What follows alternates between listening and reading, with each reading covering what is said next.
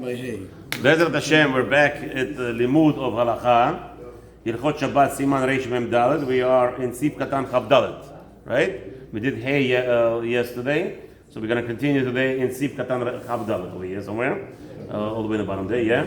So Bezrat Hashem, today is the third day of the month of Elul. Third day of the month of Elul. Bezrat Hashem, Yom Shishi, Friday, the sixth day of the week of Parashat Shabbat Shulchan.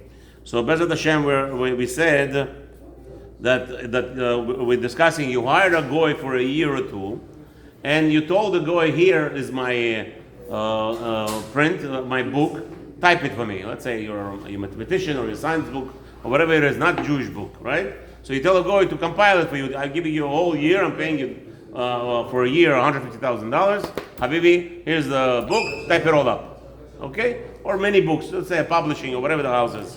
So the rabbi discusses, what does that mean? What does the Shulchan Aruch mean? What does the Mishnah Berurah wants to say? What does Shulchan Aruch mean?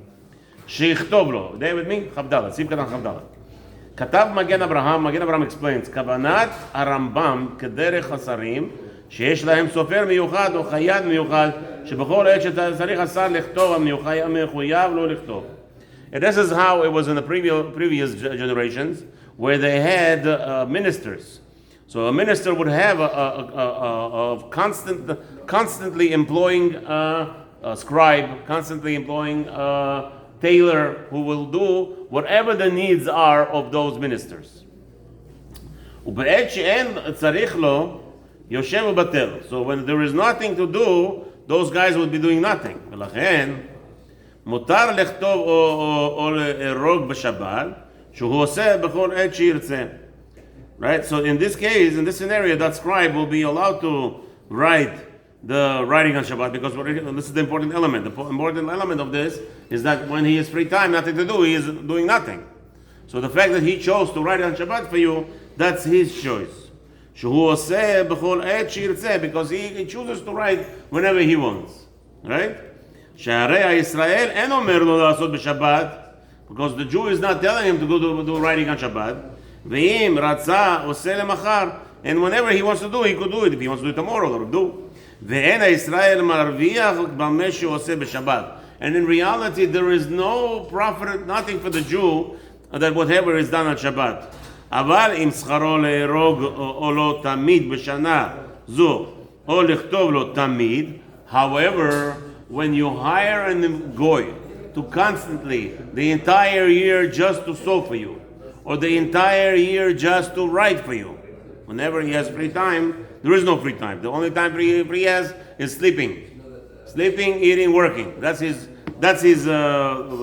contract. Asur av le'arambam lichtov lo b'Shabbat.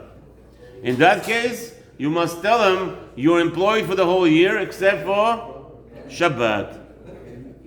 Av she'en medagdeg alav al bitul eze yom. Even though you don't care if he takes off a day or so in the middle of the week. Mikol makom harei merviach Israel be'asiyato.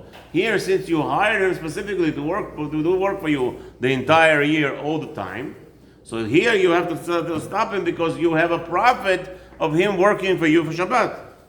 Ume'ataz mashma, and Taz explains, דגם בקהה גם נחשוב להרמב"ם קבלנות. Even in this case, it's considered to be a contractual job, כיוון שאינו מקפיד עליו אם יוותר איזה יום. Since the boss is not particular with him if he takes it off a day whenever he wants, דאם הוא מקפיד עליו שלא ישב איזה יום בטל אסור לכולי עלמא. If he is meticulous with the worker and telling him you're not allowed to take any days off, then for sure it will be asur, even though you have a contract with him. You have a contract with the goy, $150,000 a year. But since you require him to work every day of that year, which is also including Shabbatot v'Yom Tovim, that is the prohibition where you're over isu. You're telling the goy to do the job for you. Likula almei will be prohibited according to all the opinions. It's as if you have commanded him to perform work for you, a task for you on Shabbat. Says Ish Mazliach over here. לפיכך צריך הוא לומר לו שלא יעשה בשבת. Therefore you have to tell the goy that he shouldn't do the work on Shabbat. ואם אף על פי כן הוא עושה, however a goy goes ahead, says continues Ish Mazliach, Yonatan, I'm not reading in your book because you don't have it. I'm reading on the side of it, number 6, not number 6. However, if a goy goes ahead and does the job on his own, and you don't have to tell him to stop. Why not? Didn't we learn till now, if a goy wants to do my garden on Shabbat, I have to stop him. Why over there I have to stop him, here not? No, come on, Zohar. Think a little bit. Why should I stop him? No, I don't have to stop him when he's writing on his own. I told him don't write on Shabbat. He went ahead and he's writing on Shabbat. Why I don't have to stop him? Why don't I have to stop him? Come on, there's a general rule. We already spoke about the general rule. If he's doing it in a garden, I have to stop him. If he's doing my garden, I have to stop him? Yes. You told the guy don't do it on Shabbat, and he came on his own and does the work on Shabbat in the garden. If it's in the city, you have to stop him, he said. But here we don't have to stop him. Why? It's very simple. Come on, Habibi, stop. Come on, you know it. It's not public. He's writing on his own. He's writing in his own property, in his own possession. In his own property. I thought he's writing by me. That's what you said. Is that so? I thought you said that he's writing on my property. I didn't say that. I never said those words. No? I thought you said. If it's on my property. No.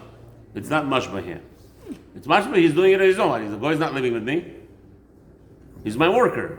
So he does whatever he does. So you're saying if it's my property, it should be what? Mutar or asur? If it's on my property. He's writing in his own room. If he's a contractor. He's a contractor, yeah. I told him not to write on Shabbat. He went ahead to write. Where? You saying? What is he writing? He's writing a science book. I don't know. You're a professor in college and he's writing books for you. That's what he does. Whole year. I think it's mutar. He's doing it for himself. He's doing it. You told him not to do it. He's doing it. He's doing it out of his own will. Again, if it's mefaresi, it will be asur. If it's in public, it will be asur. If it's in private, okay. Od katav ataz. I'll continue in the Mishnah Berurah. I know. Yesterday was crazy. Od katav ataz. There, let's go inside. Inside Mishnah Berurah. 3 lines from the bottom. Od katav ataz. Where number 6 is. Yeah, you there? Od katav ataz. The more written, the im scharo ligmor sefer o beged toch otozman. If I have hired specifically for him to complete the typing of the book or write a tailor a suit, therefore it's going to be like you are meticulous, that you want it to be finished. So in that case it will be knowledge. It's impossible for him to conclude the job, the task, without doing it on Shabbat.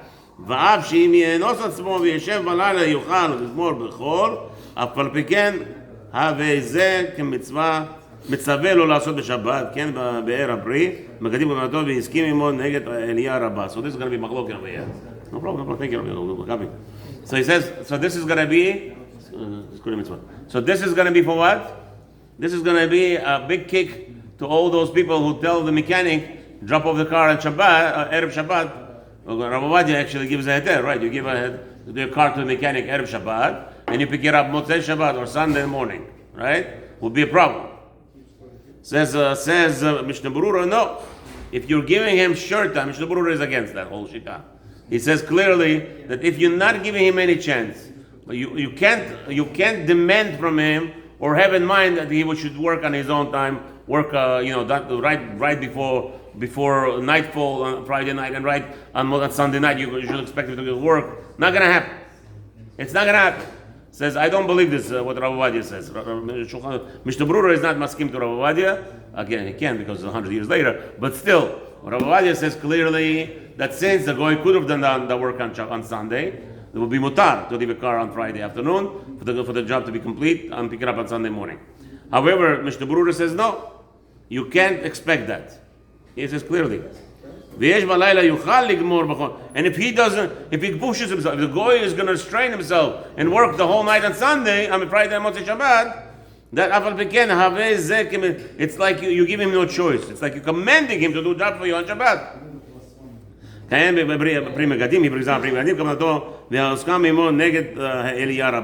Oh, so Eli Rabbah is like Rav Ovadia Yosef. Here, Ish Mazliach is going to bring us number 7. Look inside. He's going to now bring us where the מחלוקת is here. ומדברי הכף החיים נראה שבאופן כזה שאי אפשר לגמור בחול, Gam Rav Eliyahu Rabba model le'esor. Kaf HaChaim said that if there is no ability to fulfill the job outside of Shabbat by a goy, even Eliyahu Rabba would prohibit. V'lo pligi ha'pri megadim v'ha'Eliyahu Rabba ledina. They're not arguing really, Pri Megadim and Eliyahu Rabba, Ayin Sham. ומזה צריך עיון על מה שכתב בשו"ת יחד ודעת לעניין תיקון המכונית בשבת. And over there, Rabbi Adi Yosef points out that the goy is doing the job on Shabbat, but it's his problem because he could have done Motzei Shabbat. So there is a whole discussion. According to Mishnah Berurah, he does not agree with Rabbi Adi Yosef. Because Rabbi Adi Yosef probably, like again, we already told you, there are other shittot. Eliyahu Rabba, he is holding like Eliyahu Rabba, who says, since he could do Motzei Shabbat, let him work Motzei Shabbat the whole night. Okay? But Mishnah Berurah says probability it's not going to happen. You know, nobody works Motzei Shabbat. No goy, no mechanic will ever work for you on Motzei Shabbat. Okay? No matter how much you pay him. Unless there is one, actually. There is one in New York. He is priding himself. I think he just opens up 5 o'clock at night. And he works the whole night. Right? It's in a small midrash. I mean, the big one. Yeah, because a lot of people, they have a job in the morning. Let's say they work for the city or something. Right. To 3. So you could literally bring 3 o'clock in the morning your car, they'll fix it. Yeah. They have that shop. I know there's a Jewish shop on what's his name, McDonald Avenue. I don't know. It's something with wheels. Something. It's not wheels to lease. It's wheels to fix. Something like that. It's called. And on McDonald Avenue, there's a Jewish guy. 6 days a week, 24 hours a day. He works. He has a shop working 24 hours a day. Like you said, Baruch Hashem, there's plenty of people who want the job. Everybody wants to work, so they can. Again, but I guess today it's already a different world. Mishnah Berurah. A lot of a lot of going work on Sundays now. No, we're talking about the whole Sunday night, Motzei Shabbat, Saturday night. So that's a discussion here. If he's open on Sunday and I'm coming to pick up the car on you're saying to pick up the car on Motzei Shabbat? Sunday morning. Sunday morning. Yeah. You come at 7 o'clock in the morning to pick up the car. You gave it to him 2 hours before Shabbat or an hour before Shabbat. And it's about 7-hour labor job. Chances are he's going to work. Not chances, for sure. So that's what Mishnah Berurah. He says for sure, since it's not shaykh, unless it's like this shop. And you tell them, listen, there's no work in Shabbat. You have 2 hours. I brought the car before 2 hours of Shabbat. Sunday night you have 7 hours minimum. Friday night, Shabbos night till Sunday morning. You have 7-8 hours at night. 9 hours. I'm coming 7 o'clock in the morning. You have 9 hours of the Shabbat. So go do the job then. Okay? If you made that such a condition, it's fine. Technically, if somebody has a goy partner and the goy partner says, "Oh, I'm gonna take care of it on Saturday," you have to tell him asur. Again, if he could do it not on Saturday, he has other time. You don't have to reply. You don't have to reply. If he says clearly that he needs to, if he says clearly, I need to take care of it on Saturday in order to get it done, no. But if he says, I'll take care of it on Saturday, you know on Sunday he's going to... he could take care of it on Sunday. He's going to church, It doesn't matter. It doesn't matter. He could go to church. It's all fake anyway. Church is fake and they know it, right? So he could say, listen, Habibi, I'm making a few dollars. Why should I go to church? And he's right. Why should he go waste his time? Where, by the way, Goy is not allowed to pray. That's another thing people don't understand. That this whole thing with concept of Goy has no permission to use the land with our power. It's the Jewish power of prayer. They're not allowed to. No, you have to have a heter. Just take a look at Ben Ish Chai, in the beginning of prayer and Shacharit, it tells you, we're not fit to pray to you, Hashem. We're not fit to talk with you. But you commanded us. A Goy has no command. A Goy is all about Kochi Be'otzim Yedi, and you cannot be a faker. You cannot say, you know what, let me pray and then do whatever I want. And that's what they do actually. That's what they do. They go to church. They pronounce nonsense, and then they do evil acts anyway. I work with somebody. I asked. I was just curious. No, they read. They're not allowed. They read a little bit Psalms of David. They're not allowed to. I'm telling you. It's actually. Is a Goy allowed to keep Shabbat? They read Navi. Habibi, is a Goy allowed to keep Shabbat? No. So same thing. But anybody can learn anything they want. No, I'm just telling you no. I'm not saying they have to. This is not a liberalism over here, freedom of choice. I'm not saying they have to. They're not obligated. But anybody could read anything. No, you need permission. How does it go become a gift? Again, if you want to learn, you need permission. To pray to God, you need permission. You need permission from Him. Like, I'm just going to pray to God. What are you taking? Why are you taking something that only I gave my sons to give? Actually, Hashem gets angry at them. Even more so. How dare you? How dare you utilize my son's blessing, my son's permission, and now now they're justifying murdering Jews. If a goy knows he's not allowed to pray, and he needs a Jew to pray for him, and he says, Jews, you go pray for him. How quickly is a goy to kill a Jew? Very, very improbability.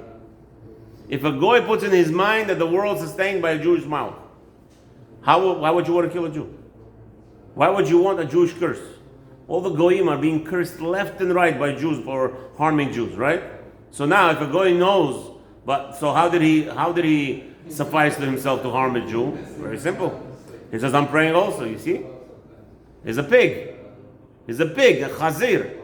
The Torah says, why can't he eat chazir? He's showing to the whole world, look, I'm kosher. I have split hoofs. But he doesn't chew the cut. So that's what the goy is. The goy is saying, let me pray, take away the koach of a Jew. Okay? And now I have a right to kill a Jew. That's exactly what the goy does. That's exactly all the justification of all murders for the past centuries. Millenniums already. For the past 2 millenniums. The only way they have permission to kill themselves, the Jews, is because they're saying, we pray also. We pray to God. Let me connect to God anytime we want. And all this Baba Mice, all this nonsense. You see all those movies. Oh yeah, we have. What do you have? Nothing. You're actually committing a sin. Just like Mechalel Shabbat, just like the goy keeping Shabbat is touching the bride of Hashem that belongs to us. So how are they going to a goy's here technically to serve, to be sort of like to help us. That's right. If a goy knew what a Jew power is, the goyim would be standing outside here with machetes, with machine guns, okay, and not letting out any Jew from the shul the whole day.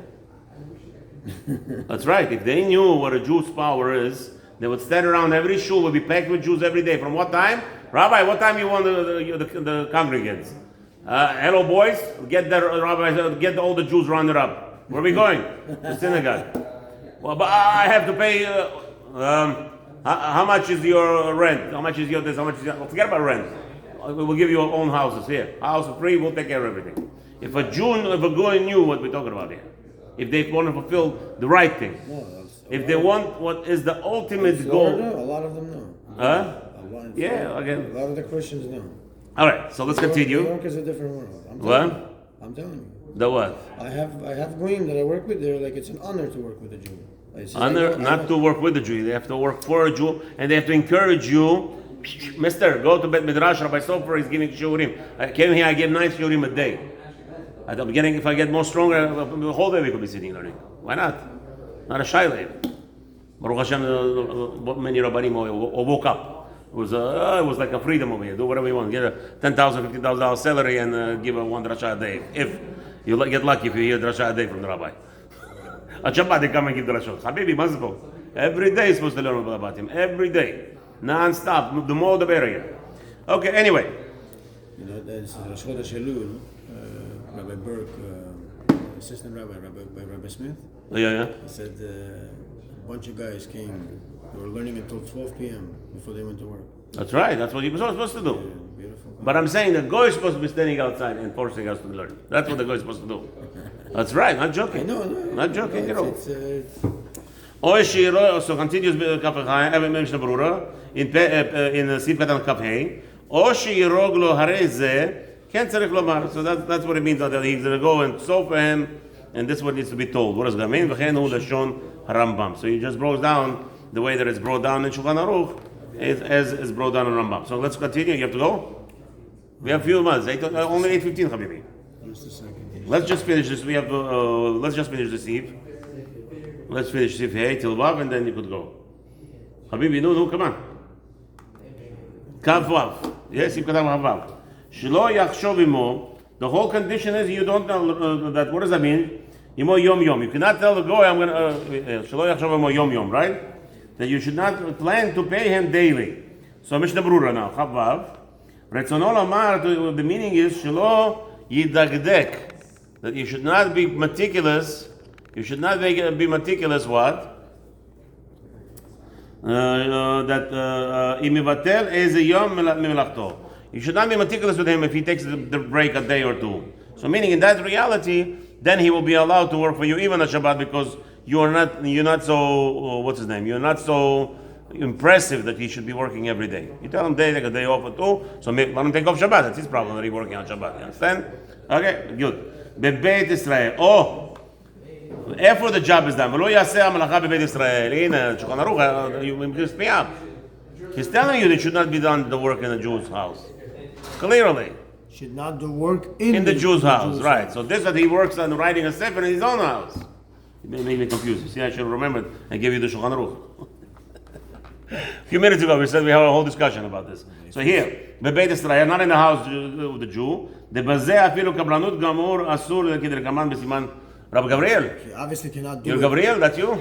Oh, he's building a yeshiva, but midrash in Bet Shemesh? Baruch Hashem, American place, right? Yeah. There's a lot of it. Baruch Hashem, Baruch Hashem. So I spoke to you once on the phone, no? I spoke to you once. So we were texting each other. Baruch Hashem. Oh yes. That's it. Yeah. Yes, exactly. You're up something. I was modeling after his. The building that we're going to have over here, the structure. We were thinking to put the containers, but because the second floor is going to be diurim, so I told Eliyahu it's not going to be shy to put metal. Why not? A lot of architects told me it's going to be sweating, it's going to be moist, it's going to be a family cannot live in such a place. A lot of people who build houses, in Florida, they sell them right away. They can't live. But they have. You saw what he has over here. Where? My brother has a beautiful showroom. Yeah, they have a showroom. Okay. You walk in, perfectly air conditioned. Yeah. Again, one thing is to have like an office, but my wife doesn't want it. So I said, yeah. She's afraid. She's like, it's gonna be all the architects, everybody's talking. Why? Because they trailers, container? Container, yeah. What's the difference? The insulation. You put insulation in the roof. Right. That's what I said. No. That has nothing to do with. If anything, Exterior has nothing to you do. have the difference is in Israel of where you have people who build with cement, or if you're building like this. So again, You're in America. How are they building? And the climate is very similar here in Wood, Israel. insulation. So now the big nafkamina, the big push that what I agree to my wife is that I could have a third floor and I could actually make the concrete a little bit stronger and we'll go up to the fourth floor eventually. You could. That's what I want. I'm going to build the yeshiva upper and upper level, upper rooms. With what my brother does, you can do up to 4 floors. Right. But anyway, my wife is afraid. She's afraid. What are you gonna do? No, but there's columns. By you, there's columns. By me, we're not doing any columns. By me, there's columns. This is it's gonna be 30 feet by 85. Right. So you do No it columns. You do it in a way that you put the columns within the walls. Like there's ways to do that. Not in the midrash. You cannot have that. Anyway. So and if it's an open concept plan, but you can build also with steel. Steel also. Yeah. If you build with steel, It's gonna be then normal. you can go 50 feet, and you can go 100 feet this way, and there's no columns, no beams, nothing. But it's Like this. and it's still half the price. Half price. Okay. Well, right now the architect is working, giving us plans already. This is the building. Wow. I should make one something like that. What's half price if you do steel? Wow. If you do steel. Yeah. So my architect is gonna make the rendering now also. Yes. It's amazing. If you do steel 50 by 100. This is what? This is the rendering? Yeah. Still the rendering. What's right? You know, Shipping containers? Rabbi. No, it's a little bit more expensive than containers, but it's less expensive than regular building. Rabbi, you know you have to write that out of Moshe Psak. This is a rendering. You know that, right? Yeah. Yeah. I tell He said- people, of course. Not tell you have to write in big letters. This is a not real not actual building. It's very much I don't must just be give done this that. to people. When I'm showing it to them, I say, Yeah. this is how it's going to look. Yeah. It's a render. Right. But He was very strong to Shaila on that. If you're allowed to falsely publicize of yeshiva buildings and they're not real. I know. Fake. I heard a story of Kotler that when he was building, in Lakewood, they made a bunch of, pushkas and stuff. Right. And they made it with like flowers on the side and everything. He saw them and he says, it's not going to have flowers. Right. He said, return all of them. Right. Redo them. Yeah. Halachic is a shayla. Redo the whole picture of pushkas. the thing. And the pushka probably cost $10-15 each. Don't forget. Those Yeah, for plastics. sure. They were like custom Yeah, made. yeah. And thousands of them. Yeah. Baruch When you're on this person, you know you're not gonna. Yeah, it's, Good. But if you made any flyers, what? if you make any flyers, but. Yeah, so this is actually how it's going to look. This is the Okay, reply. Bezat Hashem, Bezat Hashem. Bezat Hashem, that's the- Where are you holding? Which stage? You already have the shell? No. The shell is not there yet? We have the land, and we just put in the order to China. Oh, so you did go to the shell. Yeah. So it could be like 2 weeks to 3 weeks. Well, I need another about a week or two for them to finish the plans there, and then they're shipping it. Yeah. So what we decided to do, we're gonna do so far. Well, so far that's where we know it. We didn't. There's no money there yet, but it's gonna cost just. It's gonna be concrete planks, ready concrete planks. 2 weeks, we're gonna install the whole contract, the structure. And how much does that cost per $360. Just the shell.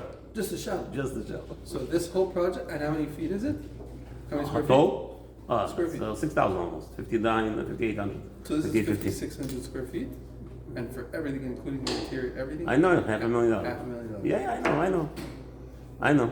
Wow. Okay, this is Baruch Hashem. Don't forget, it's also it's A little bit true. of experience in construction, whatever you're budgeting, it's probably going to be from. No, it's less than that. I put it up. From, It's less than that. I put it up. Yeah, because the structure, it's Expect 50% more. it's Yeah, for sure. but Bezrat Hashem, Shalom Mazliach, should be Mazliach Tzlacha. Thank you. Over here, I do not say, I have no say almost. I'm the one who has to raise the money, but I have no say in anything. I have no say in anything. It's I tell the people, it's all going to be whoever the donors want. Some crazy guy wants to put Where is this? Where are you building? on Griffin Road, right? Oh, nice. 27th Avenue. Wow. Bezrat Hashem. That's not the same. You didn't get the video? No, The address? No, I thought I sent the video. No. To you. that's not the same. Wait, what is it? It's yeshiva? What is it? It's going to be Beis Midrash for now. It's going to be Kodel, hopefully. It's 24 hours still open. Come in, learn. 24 hours. Yeah. We're going to put solar panels, but pay for the AC. Nice. Yeah, that's it. Come in. You have a code, you go in and learn. You want to learn with the Chavrut anytime you want. It's all concrete, so the second floor will not be part of it. Nice. Yeah, that's the end. The second floor I'm employing my girls to be cooking breakfast, lunch, supper for the yeshiva boys. Why not? All right, for the koiler. That's the ultimate goal plan. But no. But then we gotta go all the way, all the way. I do things what nobody does. If everybody does it, what's the point of doing it? And unfortunately, today nobody who is interested in educating kids. Most yeshivas not educating kids. You know why? How do I know that? Because they have scouts. They have scouts, right? When the Yankees, do they want to educate a player? They want to lure him, train him in a little bit, right? But they're not interested in educating kids from nothing. They want you professional player coming here. That's what all the yeshivas today. If you're professional, if you're on the level, you come to me. If you're not, get out of here. So that's not yeshivas. That's business, Habibi. Sadly, yeah. It's sadly, they all look. One has an advertising. Look at this. No, I hold it. Hayom is the Easter. There's no mitzvah at all if it's not karov Easter to give tzedakah to any yeshiva. If they're not have open door, I'm going to educate. What is a yeshiva part? The point of yeshiva is education. You're supposed to educate. Who are you supposed to educate? Only professionals, only good children? If you're an educator, don't be afraid. Take every child in and educate them. The problem is that people see sometimes a kid has a learning, a hard time learning whatever. Okay. Good. If they come to you. No, and then the problem is that they don't have the strength to be able to bring the kid up and take. Okay. But if the parents came to you, what do you tell them? Bye bye. No, for sure, of course. You tell them, come in, Habibi, I'm going to help your child, but it's going to cost Turo, do this, do that. If you don't have enough money. But to have advertising, listen to this yeshiva. This yeshiva only for Elohim. Do me a favor, you're not a yeshiva.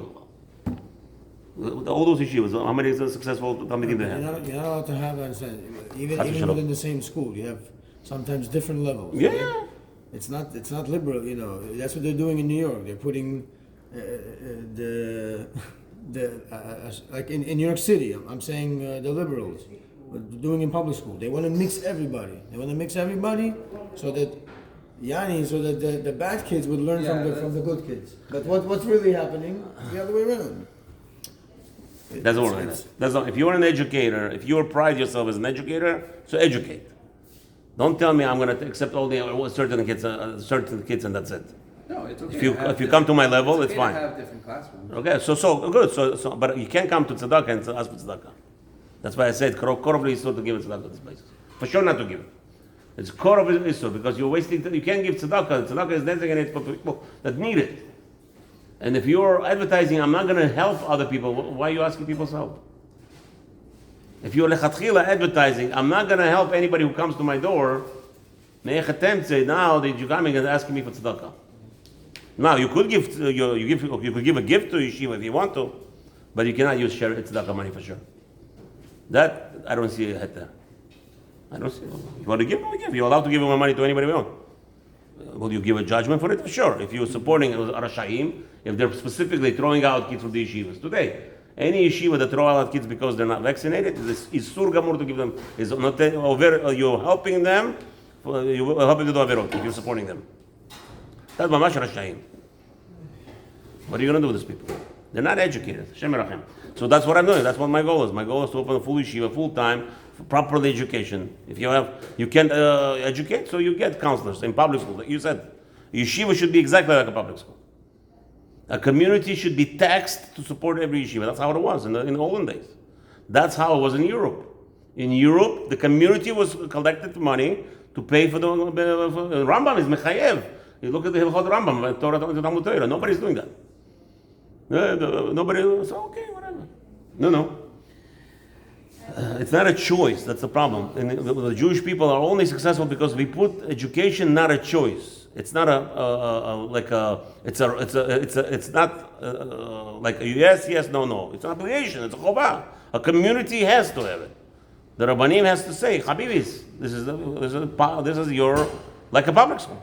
What does public do? They have counselors. They have this for children that are below. They have ESL. They have all this. So that's what you should be modeling. You know what the problem is? Public school are modeling Torah, and the Torah is not modeling even the Torah. Today's generation is not even modeling Torah. Baruch Hashem, we have Rishonim. They tell us how to do all these things. Nobody wants to. Nobody cares.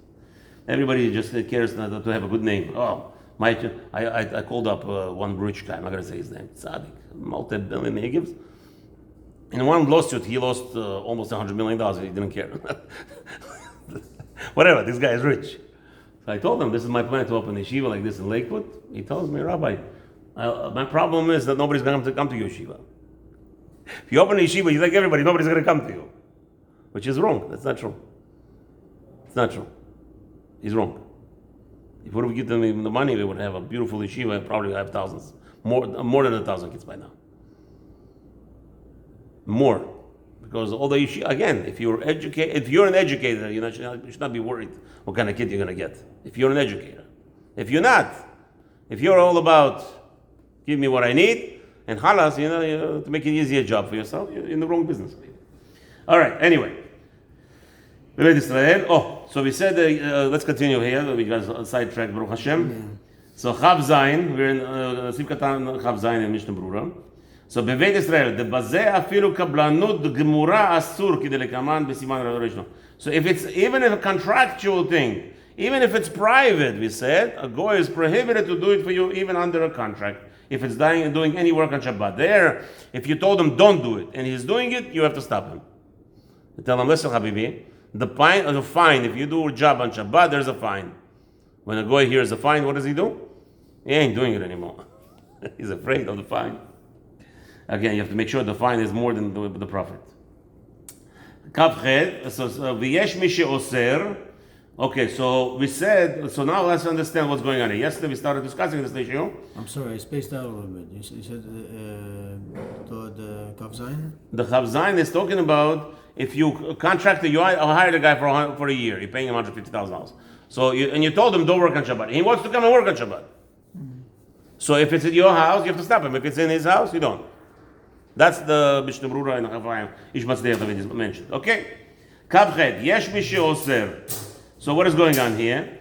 What's the problem? Why Shulchan Aruch and whoever this is arguing? Who is this person, first of all? And that's only if you hired him on a salary. You hired him on a salary, no, for a year. You didn't hire him for a contract to perform a job within 24 months. You hire him for the next 24 months. That's the problem. So who is this person? Who is arguing on Shulchan Aruch? Who is not agreeing with Shulchan Aruch? He had da'at Ra'avad. Ra'avad is actually arguing and saying, no, you hired him for 24 months. He's not allowed to perform for you any job on Shabbat. Because don't forget, even though it's a contract, right, he explains, the Svira lay there.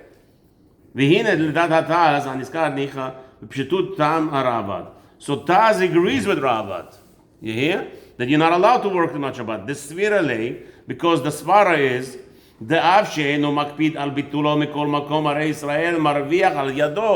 even though you don't care if he takes a day or two off out of those 24 months, still you have an original benefit from his labor on Shabbat.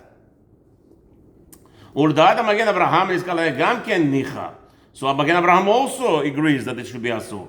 The Svira Leile Haravad Israel Marviach Bameshi Oseh B'Shabbat Hashem Yitzarech Gam Lemachar Lichtom V'Lo Yuchal Lasot Shneim Ke'echad. Because don't forget, the goy still has limits. Because a job is a job. A job has to be performed. The task has to be performed.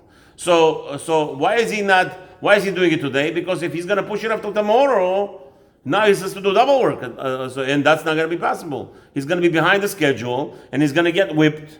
A goy is afraid. Therefore, he's going to work for you on Shabbat, and that should be asur if you hire him. However, Maran is not holding like that. You see that we said already. Ish Mazliach added that halacha is like Maran, and he doesn't hold of it. There's a whole big machloket.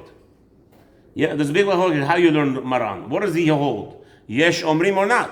So this whole discussion here. That's why yesterday Ish Mazliach he added that Maran does not hold of this yesh omrim. Okay. From Beit Yosef, Mr. Mashma. Okay, he just wanted to bring you the shita that has a problem with that. That you should know that if you hire a goy for 24 months, not that he should finish within 24 months, specifically for 24 months, and he works for you on Shabbat, and the job could be done only because of Shabbat labor. It's a real profit that you're earning from Shabbat, and therefore it's asur. Chavtet. Limlechet miyuchedet. So he says, so Rama added that davka shescharo limlechet miyuchedet. Specifically, you hired him for, like we said, what did Maran say? It's either he is a tailor for you, so a whole 24 months he has to tailor, the uniforms or whatever, army uniforms or whatever you have a big job to do, or he is actually typing up for you whatever you write, right? So that's miyuchedet, that's specific job. What does that mean? Once again. Now,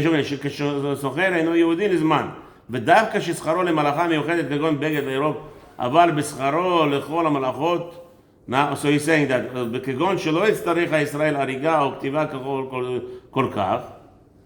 again. From here, that there is no specific profit from Shabbat in this case. That where he is sewing for you something. What does that mean? Explaining. Because in reality, the Jew is not necessarily needs that sewing to be done now. So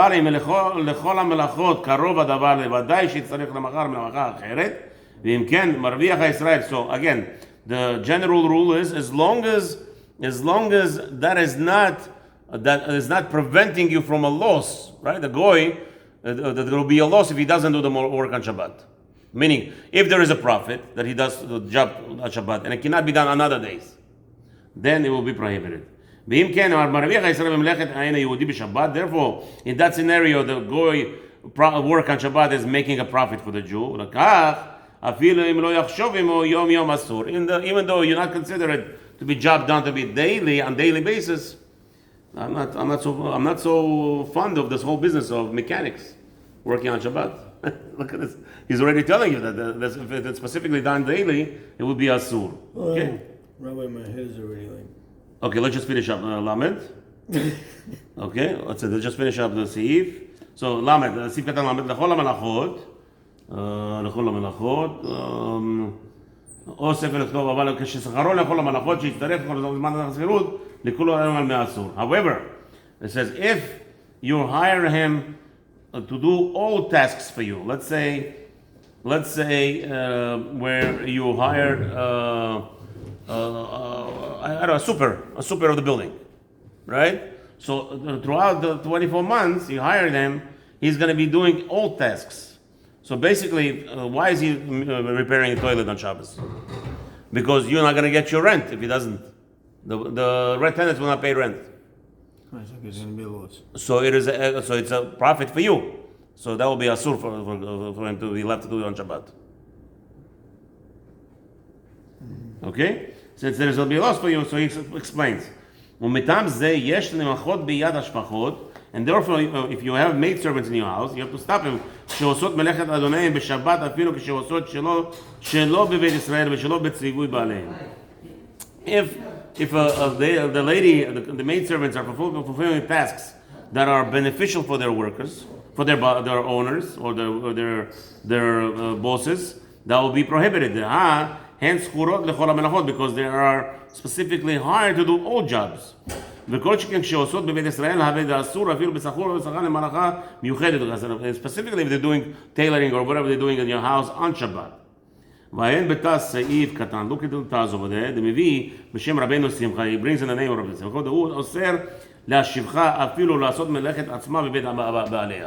A maid servant should be prohibited to do any tasks on Shabbat in the house of the boss. Because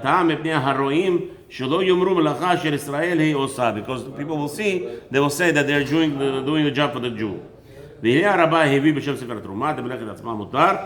he says, if she's doing it specifically only for herself, it will be permitted. If she's doing it for herself, not for you. No, because if she's doing it in my house, my people might think that she's doing it for me, Dafka.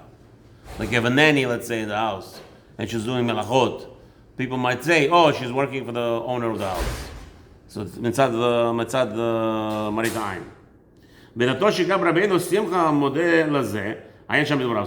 So בפרי מגדים ישב דברי התז, עיין שם, עיין בספר, so the pri מגדים also learn the תז, look over there, ועיין בספר חיי האדם, look at the book of חיי האדם, כלל סוד דלתקן השפחה בגדיה, so כלל סמך ד' that if the maidservant is repairing her own clothes, the kule alma mutar bebeit baal habayit. If she's sewing her own uniform, right? It would be a mutar. Why? Because everybody knows that she's not. Nobody's going to suspect her sewing her uniform because her master her owner commanded, or the owner of the house commanded, right? It means what? Okay, don't space out. Just again, if she is sewing her uniform, is that allowed on Shabbat in your house? No. Yes. She's sewing her uniform. Yes. In my house. Yes. Okay. She's a nanny in your house. She works to sew her own uniform. Because obviously she's doing it for herself. You didn't command her. Why would you need to command her to sew her own uniform? It's for her. Okay. So in that case, it will be mutar. ועיין שם עוד מה שכתב בעניין זה, ועיין מה שכתבנו בסעיף, קטן למד. That's where we end off for today. ברוך ה' לעולם אמן ואמן. שמענו a little bit. Shabbat Shalom.